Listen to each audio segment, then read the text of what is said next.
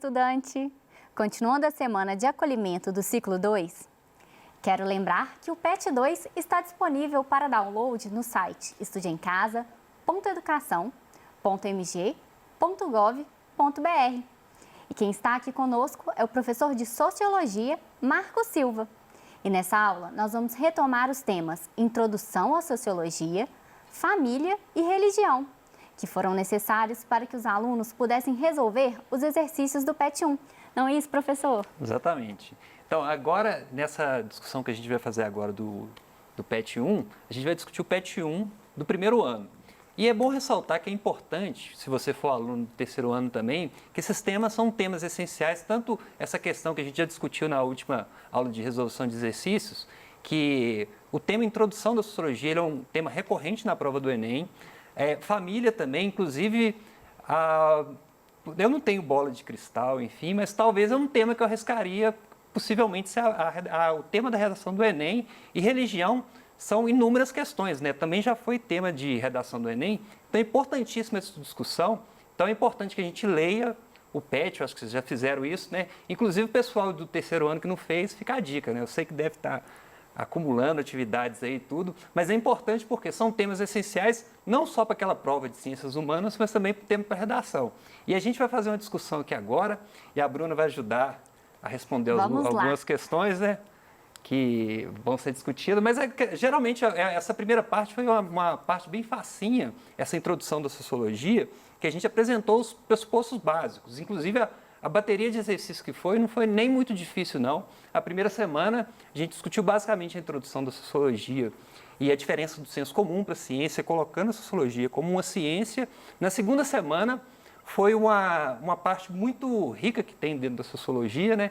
Que a gente apresentou alguns temas muito fortes e, basicamente, a atividade que foi da segunda semana foi a interpretação de texto, de um texto clássico da sociologia, que é o Menino de Overon, né?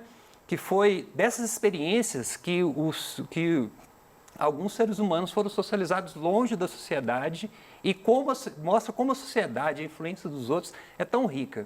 E dessa primeira semana eu trouxe uma questão para vocês aqui, que é uma questão que a princípio é uma questão de fixação, mas poderia muito bem ser uma questão do Enem, né? Porque geralmente a questão do Enem, ela é mais ou menos isso, com um enunciado gigante. Tanto que na última aula eu falei que a prova do Enem não é difícil, geralmente na prova de ciências humanas ela é bem cansativa e a gente, além de preparar o intelecto, é bom preparar fisicamente, fazer alguns simulados, porque na hora da prova, assim, são muita leitura, e essa daqui, para a gente ser rapidinho, eu não fiz uma introdução muito grande, mas ela está perguntando o que é fugir do senso comum. A gente discutiu na aula o que é o senso comum e cuidado, que geralmente a gente tem confusão na hora dessa interpretação da questão. Por quê? Porque a gente lê a questão, a gente está com muita tensão na hora de responder, e momento de prova, geralmente, um momento de tenso, que é um momento que tem que se respirar e tentar entender o que está querendo dizer de verdade. Talvez a pessoa, ela saiba, inclusive, o que é senso comum, só que ela vai errar porque eu perguntei o que é fugir do senso comum. E aí a alternativa vai falar assim, pensar igual a todos, buscando não se diferenciar da opinião da maioria.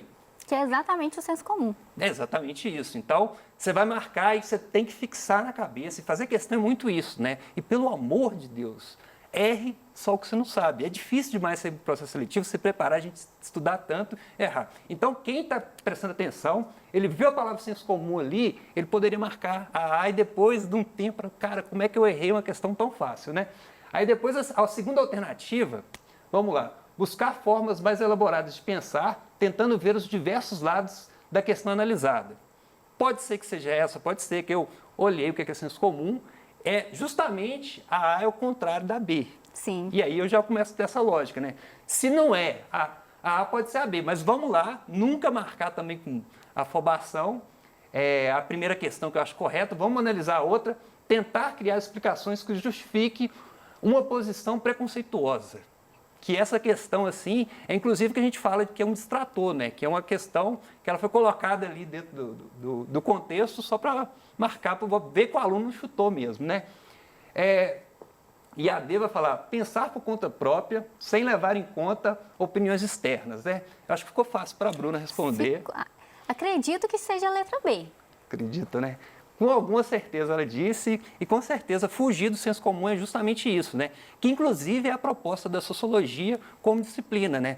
Porque em vez da gente ter opinião sobre a questão, sem ter muitos aprofundamentos, e geralmente esse tipo de opinião ela é muito carregada de preconceitos. Por quê? Porque eu tenho só a parte restrita do mundo que eu analiso, né? Então, fugir do senso comum é, antes de eu ter opinião sobre algumas coisas, me permitir escutar o outro, me informar sobre a questão, e aí, a partir disso, emitir opinião. E aí a gente foge do senso comum e cria um bom senso sobre a explicação, né?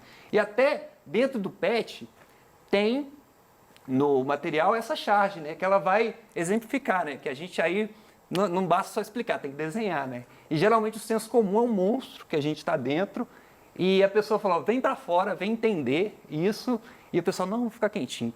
Isso aqui, inclusive, é uma referência a um texto muito famoso do Platão, que chama A Caverna, que provavelmente o professor Ronildo de Sociologia vai explorar com vocês no PET, e é interessantíssimo, né? Mas fica essa ideia, assim, essa lógica da sociologia, e a gente pensar de uma forma mais elaborada e mais complexa as questões sociais, né? Que geralmente no cotidiano a gente tem opinião e fala sobre aquilo, uma coisa ou outra, e às vezes a gente pode ofender, agredir e discriminar outras pessoas a partir disso, né? Então vamos lá. Como eu falei, como as baterias de exercícios foram bem tranquilas da primeira e da segunda semana, a gente vai partir já para essa interlocução de discutir nas outras semanas as questões que estão ligadas à família e religião, que, como a gente viu nas primeiras aulas, são instituições sociais, ou seja, a gente, da proposta da sociologia é se perguntar quem sou eu. E uma parte de quem sou eu está ligada à família, que eu pertenço, às influências que eu vou receber, e a outra parte também de quem sou eu vai ser a religião que eu pertenço. E aí isso vai ser um fator importantíssimo, e geralmente na sociologia a gente discute isso, a gente discute religião sem juízo de valor. Eu não posso julgar qual que a religião é certa ou errada, porque no final de contas nem tem isso, né? A gente sabe dessa discussão, mas a sociologia vai olhar numa forma de pesquisa. E se a gente percebe claramente que como a religião, a gente vai ter uma aula norteia sobre as isso, pessoas, né? Ela vai moldar a visão de mundo, assim como a escola que a pessoa participa e assim que a mídia também. Então, essa primeira questão, ela vai ser interessante, e a questão, assim, vai resolver a questão, acertar ou não é importante, mas o importante é a gente aprender.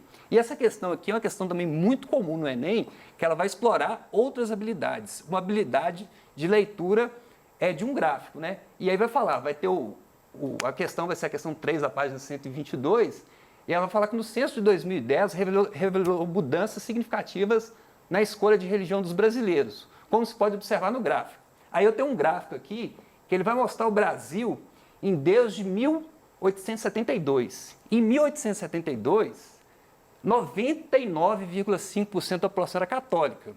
E por um motivo óbvio. Na época, o Brasil nem era um Estado laico. Na época, antes da proclamação da República, o Brasil era um Estado católico e as pessoas que não eram católicas eram, inclusive, perseguidas, né? Se eu fosse judeu ou se eu fosse protestante, evangélico, eu seria perseguido pelo Estado, porque o Estado só aceitaria que as pessoas fossem católicas. É mais ou menos o que a gente vê em alguns países árabes que funciona assim, né? Se a pessoa, como o país que é uma teocracia, se a pessoa não tiver a religião do Estado, ela é perseguida pelo Estado. Pode ser uma perseguição direta dessa questão de levar a pessoa à pena de morte e tudo, ou pode ser perseguições, por exemplo, não poder assumir alguns cargos públicos, enfim. Tem esse tipo de questão, né? E a gente vai ver que o gráfico, com o passar das décadas, ele vai o nível aqui que a gente observa, os católicos só vão diminuindo, e o número de evangélicos, e também é importante outra questão também que a gente observa nesses estudos, das pessoas sem religião vai só aumentando.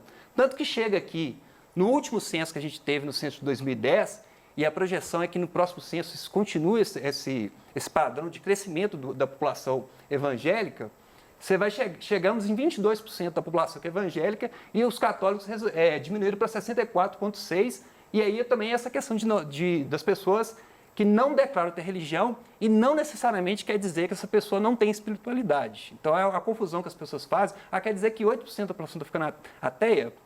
É uma questão que os sociólogos ainda estão estudando sobre isso, né? Observado o gráfico, a gente observou que ele faz esse processo de mudança, e aí a pergunta as mudanças registradas nos percentuais de evangélicos para o período de 1980, aí já mostrou uma data, né? Até 2010, se explica principalmente pelos seguintes fatores. Vamos voltar lá e vamos ver que mudança é essa, né? Porque é interessante, questão a gente tem que fazer com calma. E aí não adianta a gente correr e tudo, e na prova dá tempo, sim, aquela prova demora muito tempo para fazer aquela prova, são mais de 5 horas, então se a gente tiver calmo, tiver preparado, dá para fazer esse exercício assim, sem correria, né? E aí ele falou, ó, ele citou o período de 1980, nessa parte aqui, até os dias atuais, então você percebe claramente que você teve uma diminuição, desse ano começou essa diminuição grande, né? Você tinha mais ou menos nessa época, você tinha menos de 7% de pessoas evangélicas, já em 2010 você tem 22%, então ele vai falar dessa mudança, ele está falando justamente disso, né? Vamos lá? Alternativa A, vamos lá, Bruno. Vamos ver. Essa questão é um pouco mais complexa, aquela lá era facinha. A A vai falar, estimula a migração de fiéis, institucionalizando a criação de novos templos. É uma questão que a gente vai apresentar, ok, mas essa questão inclusive é interessante porque a gente está falando um pouco da nossa própria realidade, são mudanças que a gente consegue observar. Será que é isso? Aí vai ficar a dúvida aí, é uma questão, como eu falei, um pouco mais difícil.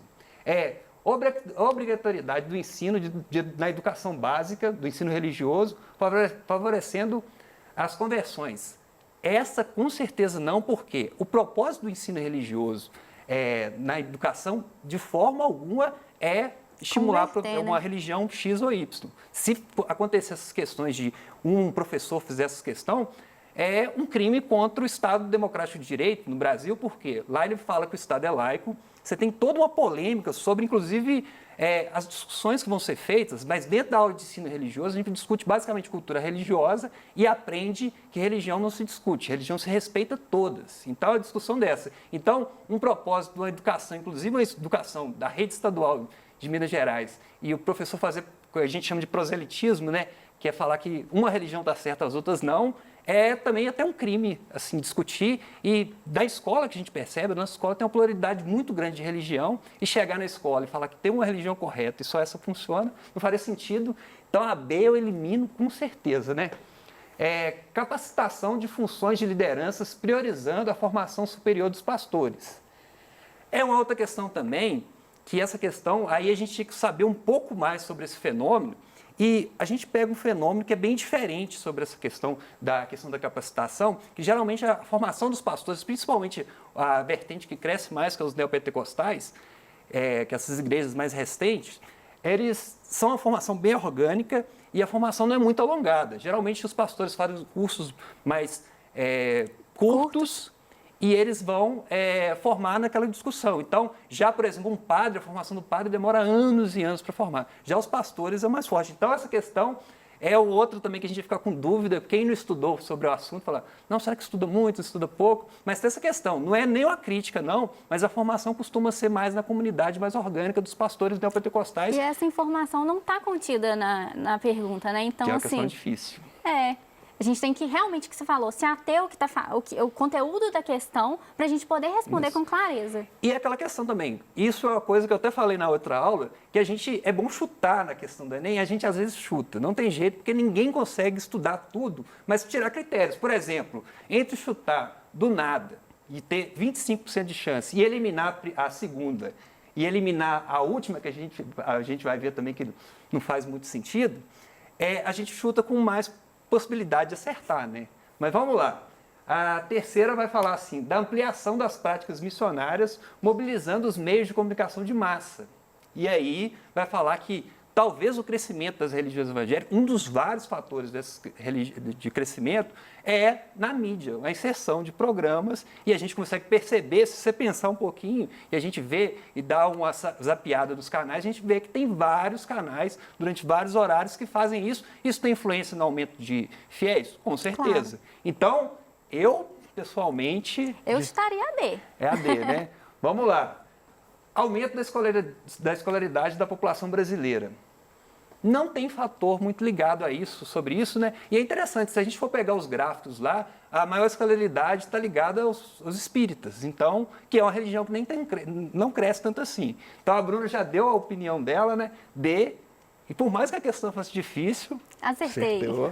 Então, vamos lá. Vamos para a nossa última questão, que é uma questão, pessoalmente, a gente vai ter uma aula que vai discutir sobre isso, sobre o tema religião, que é importantíssimo, mas vamos para essa questão, essa daqui é essencial para a gente discutir, inclusive, no Brasil, um problema sério que a gente tem, né? Sobre as religiões brasileiras, assinale a alternativa incorreta. Vamos lá, na cabeça, vamos pensar de novo. Eu tenho algumas questões, nesse caso aqui eu tenho 3 questões corretas e eu quero a errada. É importante, antes de qualquer coisa, geralmente esse tipo de questão ele vem com um enunciado enorme. Eu tirei porque televisão, a gente pode demorar tanto tempo assim, mas vamos lá. A primeira alternativa vai falar, ó, a sociedade brasileira vivencia a presença de inúmeras manifestações religiosas, o que a caracteriza como uma sociedade que possui um sincretismo religioso. Vamos lá. No Brasil, essa discussão é muito importante, por quê? Porque o Brasil ele recebeu influências de vários países e cada um país desse trouxe a religiosidade. Você tem, inclusive, religiões no Brasil, por exemplo, a Umbanda, que ela tem características de várias religiões. Ela tem características do cristianismo, ela tem características das religiões de matriz africana, do espiritismo. Ou seja, o Brasil é caracterizado pelo sincretismo. Até as próprias religiões tidas tradicionais, elas sofrem influência da cultura brasileira, tanto que se um alemão protestante, ele vir para o Brasil e ele vê um culto da igreja neopentecostal, ele vai achar bem diferente, porque é bem mais festivo, é bem mais alegre. A forma do brasileiro manifestar a espiritualidade dele é alegre, isso quer dizer que é sincrético, né? Segundo, existe no Brasil diversas manifestações religiosas, aquelas chamadas de orientais como budismo e as africanas como candomblé. Não é nem predominante essas religiões, se for pegar lá, a gente chega a 2% a 1,5% dessas religiões, ou pouco menos, mas existem muitas manifestações, tanto de religião de matriz africana, que ela vai falar dessa histórico do Brasil, que é importante para a história do Brasil e como ela influencia de várias formas a música, a cultura, e também o budismo, são religiões que crescem cada vez mais no Brasil, porque a gente tem um mundo globalizado e chega, né? Vamos lá. Então, essas duas, corretíssimas, então nem vamos mexer mais nessa página aqui. Então, vamos para a próxima. Embora atualmente exista um número crescente de igrejas evangélicas e outras denominações religiosas, o Brasil ainda é considerado um país de orientação católica. Essa questão é legal por quê? Porque geralmente a prova do Enem também tem isso, né? A resposta de uma questão está na outra. E eu não sei se essas duas questões elas caíram na mesma edição do Enem, mas ó, o gráfico já respondeu para a gente. 60% é católico. Então, eu tenho certeza, por mais que você tenha esse encontro e as projeções mostram que talvez tenha uma mudança ou para o equilíbrio entre evangélicos ou católicos, ou talvez até uma superação, ainda o Brasil, no último censo e talvez no próximo censo de 2020 também, as projeções mostram que vai continuar sendo católico, só que vai só aumentando a pluralidade e o número de evangélicos também cresce, né? Restou a última, vamos lá. Que é a coisa mais triste, inclusive, dessa discussão, né? Que manifestações religiosas, como o candomblé e umbanda, sempre foram aceitas no país e seus praticantes nunca foram alvos de preconceito e discriminação. Infelizmente, essa não é verdadeira. Essa daqui não é verdadeira, como a gente quer, é falsa. Inclusive, eu trouxe algumas imagens, né, que comprovam. É só a gente estar um pouco mais atento, estudar para o Enem também é isso, da gente ler o jornal, enfim. A gente percebe claramente que, infelizmente, as pessoas, a prática de intolerância contra as religiões de matriz africana é muito forte, que é uma violência que do Estado é combatida, né, porque na Constituição Federal ela garante a liberdade, tanto a Constituição como os direitos humanos também vai falar dessa discussão, que é a violência da pessoa não deixar ela manifestar a espiritualidade dela. Então, acho que as questões foram bem tranquilas, tinha uma última aqui, mas a gente vai deixar para a próxima oportunidade. Então, no mais, é isso, gente. Eu acho que espero que tenha ajudado vocês a resolver essa questão. Eu acho que é muito mais importante a gente ter essa metodologia de fazer a questão, ter essa calma de analisar e tudo. Geralmente, na hora de prova, a gente fica muito tenso, nervoso, mas é bom administrar o tempo. No mais, até a próxima. Obrigado.